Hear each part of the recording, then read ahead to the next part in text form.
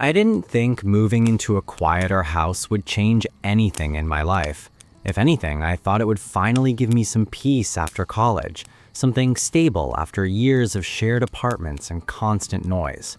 My parents had recently downsized into an older home on the edge of a small suburban stretch outside Manchester. It wasn't anything fancy, 2 floors, faded brick walls, and a backyard that ended abruptly into a line of trees.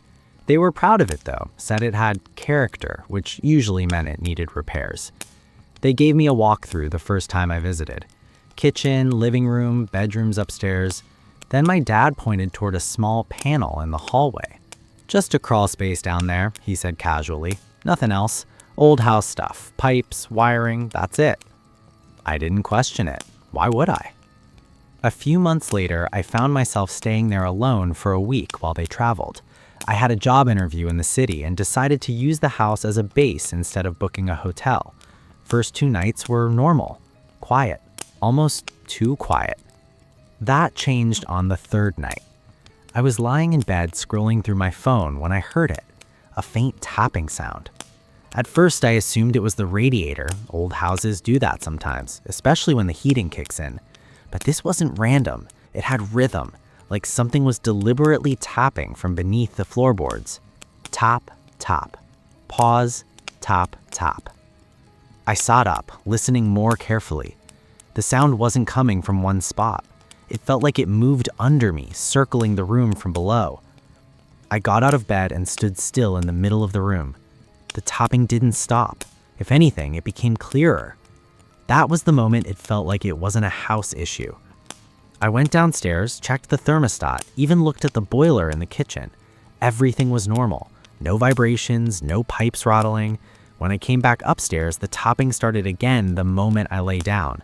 Same rhythm, same pattern. By the next night, it got worse. It wasn't just tapping anymore. There were dragging sounds too, like something heavy shifting against wood or concrete. Slow at first, then faster, then stopping completely as if it was listening. I told myself there had to be an explanation. Maybe animals under the house, maybe rats in the crawl space. That seemed reasonable. The next morning, I mentioned it to my dad over the phone. He didn't sound concerned. "Probably rodents," he said. "Old houses always have something like that. I'll get someone to check it when I'm back." But I wasn't satisfied with that answer. That afternoon, I decided to check the crawl space myself. The entrance was a small wooden panel near the hallway floor, exactly where my dad said it would be. I grabbed a flashlight and pulled it open, expecting dirt, insulation, maybe pipes. It was empty, or at least it looked empty. Just damp ground, low wooden beams, and the faint smell of old earth. No movement, no animals, nothing that explained what I had been hearing. Still, as I stood there, I couldn't shake the feeling that the space felt too large for what I was told it was. That night, the sounds came back louder. The tapping was sharper now, almost like it was hitting wood directly beneath me. And mixed with it, there was something else, a scraping noise, like fingernails dragging across the surface. I stayed in bed, fully awake, staring at the ceiling, trying not to imagine what could be below me. The next morning, I decided to walk around the house exterior. I don't know why, maybe I just needed proof that everything was normal. That's when I noticed something strange. Along the side of the house, partially hidden behind stacked construction materials, there was a section of wall that didn't match the rest. Old tarps, wooden planks, even concrete blocks were leaning against it like someone had deliberately tried to cover it. I moved a few pieces aside. Behind them was a metal door. Not the crawl space entrance. This one was bigger, older, painted over, but still clearly functional. A storm door, the kind you would expect leading somewhere underground. My stomach tightened immediately. I pulled it open. Concrete steps descended into darkness. I stood there for a long moment, staring down into it, trying to convince myself this had to be some old renovation that my parents forgot about. But the air coming up from it felt wrong. Cold in a way that didn't match the weather. And worse than that, I could hear something faintly moving below. Not tapping this time, breathing. I stood at the top of those concrete steps longer than I should have. Part of me kept waiting for a reasonable explanation to show up in my head. something simple like old storage or forgotten utility access. But the longer I stared down into that dark opening, the more obvious it became that this wasn't something my parents had ever talked about, because they didn't know it was there. And the sound coming from below didn't help. It wasn't loud, it was subtle, almost like someone trying to stay still and failing at it. A slow, uneven breathing that didn't belong to any animal I could imagine fitting under a house. I finally turned on my phone's flashlight and started down. Each step made the air colder. The walls were rough concrete, damp in places, and the smell shifted the deeper I went. It stopped smelling like earth and started smelling like something older, stale, trapped. At the bottom was a narrow basement corridor. That alone should have been impossible based on what I was told. The space opened slightly into what looked like a long-forgotten storage area. Pipes ran along the ceiling, old light fixtures hung crooked, but none of them worked. My flashlight beam kept catching random details I didn't want to focus on too long. Empty cans, torn packaging, makeshift sleeping materials pushed into corners. Someone had been down here, recently. Then I saw the markings. They were carved into one of the concrete support beams. Tallies at first, dozens of them, then shapes around them that looked more deliberate, not random scratches, but symbols repeated over and over again, like whoever made them was trying to keep track of time in a way that made sense only to them. My throat tightened. This wasn't abandonment. This was occupation. And then I heard movement behind me. Not above, not far away, right behind me. I turned fast, flashlight shaking. For a second, I didn't see anything, just darkness stretching into another section of the basement. But then the light caught something near the far wall, a shape, a person. They were sitting low, half hidden in shadow, as if they had been watching me the entire time without moving. I couldn't see their face clearly, just enough to tell they were there, still, silent, not reacting like a startled intruder, more like someone who had already decided I was expected. My body didn't know what to do. Fight or run didn't feel like options. My feet just backed up instinctively. That's when they stood up, slowly, and started walking toward me. No sprinting, no panic, just calm, steady steps like they had all the time in the world. I backed up the stairs immediately, fast, almost slipping on the way up. The flashlight beam kept bouncing wildly, catching flashes of the basement behind me, and for a moment I thought I saw more movement deeper in the space, not just one person, but I didn't wait to confirm it. I slammed the storm door shut and pushed whatever I could against it from the outside. My hands were shaking so badly I could barely get the latch to catch. I didn't go back inside the house that night. I stayed in my car parked down the street until morning, just watching the place. When my parents came home early from their trip, I told them everything. They didn't believe me at first, not in the "you're lying" way, but in the "that can't be real" way. My dad went down there himself with a flashlight and came back up quiet, pale, and noticeably shaken. The police were called after that. They searched the basement thoroughly. By the time they were done, the response changed completely. It wasn't treated like a maintenance issue anymore. It became something they didn't want to discuss openly. They told us there was no one currently inside, but they also made it clear they couldn't determine how long the space had been used by how many people. No arrests were made. No explanation was given for how the basement had remained hidden behind storage materials for so long without anyone noticing. And that part stuck with me the most, because even after everything, I kept thinking about the same question. If the house had a space like that, how long had someone been living under it while we thought it was empty? A week later, my parents put the house up for sale.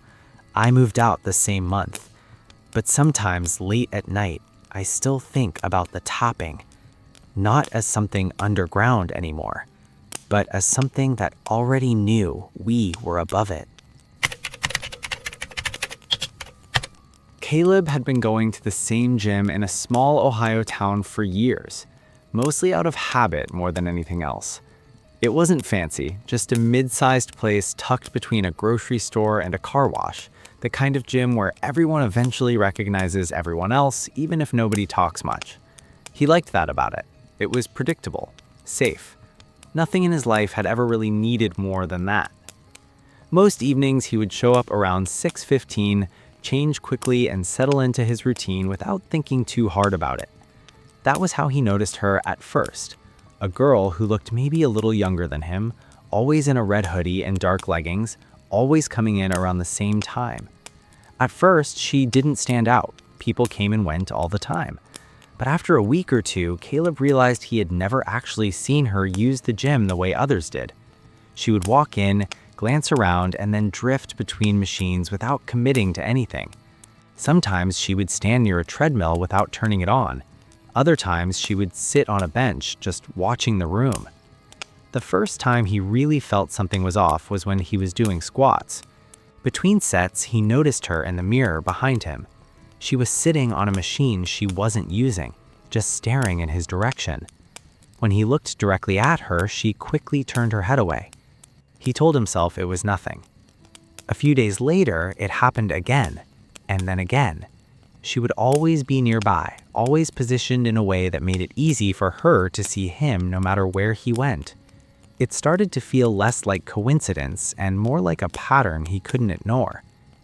Caleb tried to stay focused on his workouts, but he found himself checking the mirrors more often than usual. Every time he did, she was there, somewhere in the background. One night, after finishing his set, he walked over to grab water and nearly bumped into her near the fountain. She stepped back quickly, like she had not expected him to be that close, even though she had been moving closer to him all evening. That was when she finally spoke to him. Her voice was quiet, almost shaky, and she asked if he came to the gym every day at the same time. Caleb said yes, thinking it was just small talk. She nodded like she had been expecting that answer. She told him her name was Ava. After that, things changed slightly. She started talking more, asking small questions about his routine, what he trained, how long he stayed. Caleb answered politely but kept things short. Something about the way she listened made him uncomfortable, like she was storing every detail instead of just hearing it. A few days later, she asked if he wanted to get a drink sometime. He hesitated but eventually agreed, mostly because it felt easier than refusing. They met at a small diner near the gym. At first, it seemed normal. She smiled occasionally, laughed softly at things he said, and talked about random topics like music and weather. But slowly, the conversation shifted.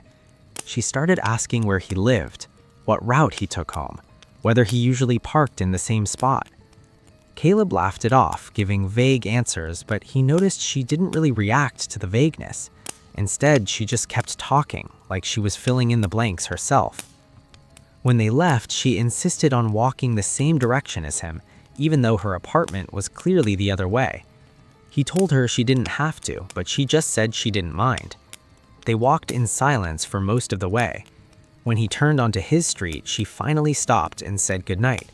But instead of leaving immediately, she stood there for a moment longer than necessary, watching him walk away. That night, Caleb had trouble sleeping. He kept thinking about the way she looked at him, like she was trying to memorize something she didn't want to forget. Around 1:30 a.m., he woke up suddenly. He wasn't sure why at first, but then he heard something outside his window. A faint voice, saying his name. Slow and stretched out, almost playful in a way that didn't feel right. He sat up immediately, heart already racing. The sound stopped. He waited, listening carefully, but there was only silence.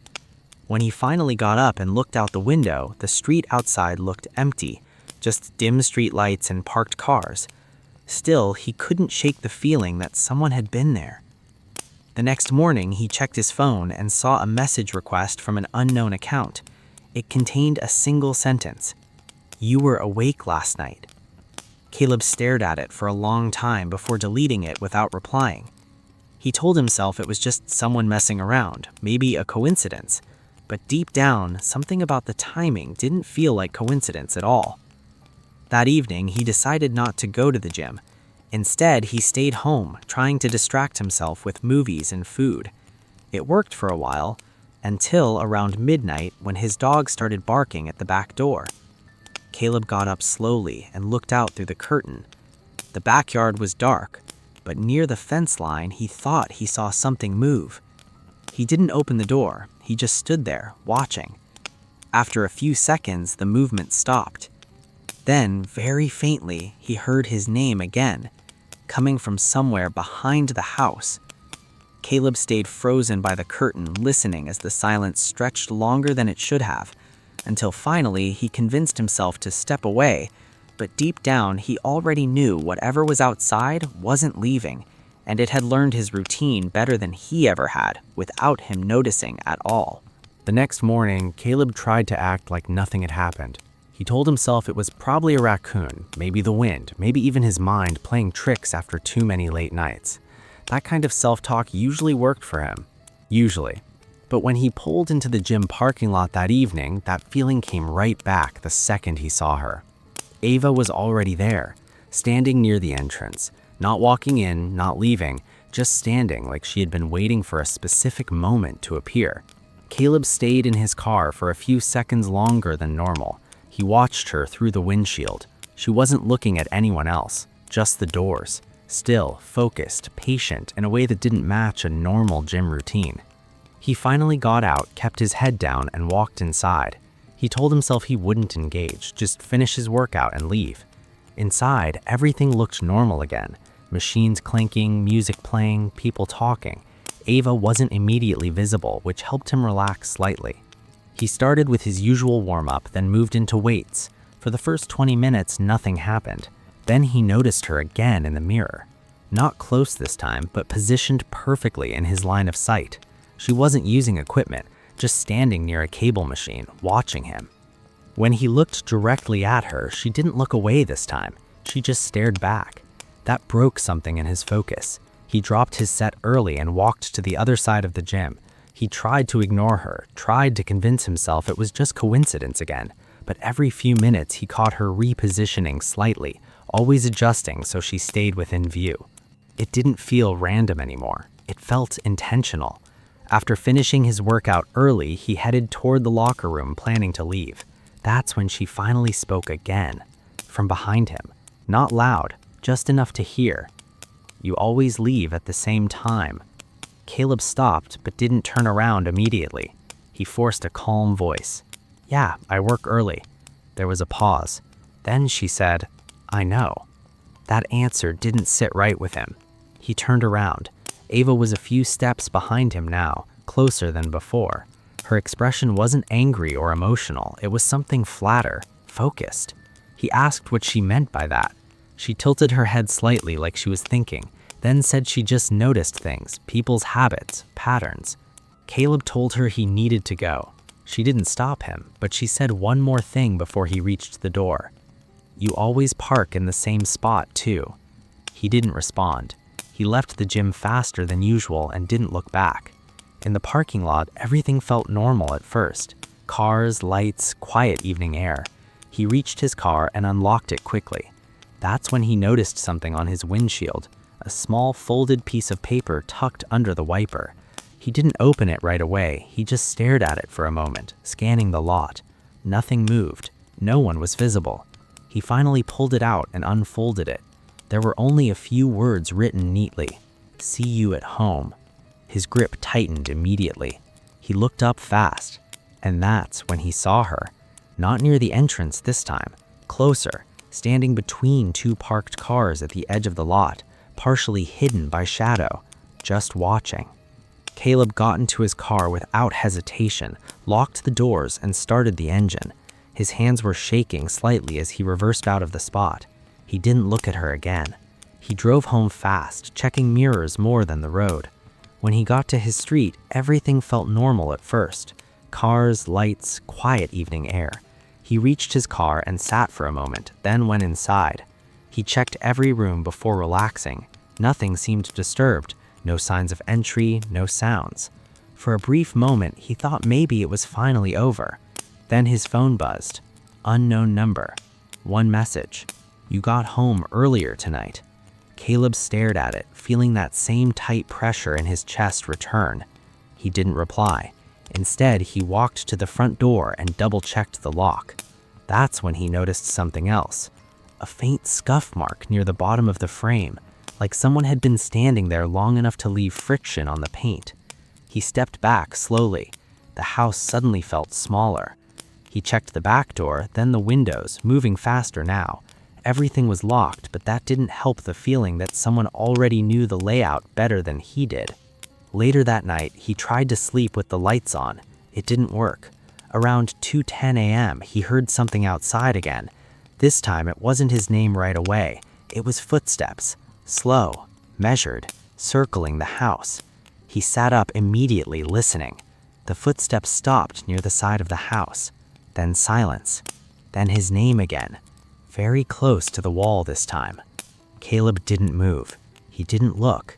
He just sat there, staring at his bedroom door, waiting for something to change or end. But nothing did. And for the first time, he realized the worst part wasn't that someone had been following him. It was that they had stopped needing to chase him at all.